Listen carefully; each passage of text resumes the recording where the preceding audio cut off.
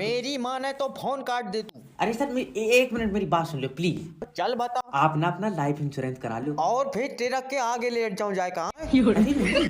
हाँ इसके बाद मरन कोई कहागा तू। अरे तो ट्रक के आगे लेटना जरूरी थोड़ी है सर, लाइफ इंश्योरेंस करा के रखो, मौत का कोई पता नहीं है। देख मेरी का तो पता नहीं है, लेकिन तू जो काम कर रहा है तेरी भयानक ही होगी। हम कोई यार गलत काम थोड़ी कर रहा है, आपके मरने के बाद हमारी कंपनी आपको पैसा देती है ना तेरी कंपनी की आत्मा आइजा कैशियर काम कर रही है। अरे यार तुम्हारे परिवार को पैसा देगी ताकि तुम्हारे बच्चों का फ्यूचर सिक्योर हो। Future secure? मेरा बच्चा पुलिस की निगरानी में रहता है। अरे वाह, आप पुलिस में हैं सर? अरे ना, वो प्रधान जी के सिर पर पत्थर मार दिया तो जेल में है। अरे यार देखिए सर, कल को आप मरेंगे तो तू भाड़ू आज मरेगा। अरे मेरा मतलब है कि आप कल को अगर मर गए तो आपका बच्चा जेल में, तो आपकी बीवी का ख्याल कौन रखेगा? अरे मरण के बाद तो छोड़, मेरे मोहल्ले के इतने हरामी हैं जीते जी भी मेरी बहू मांग रहे हैं।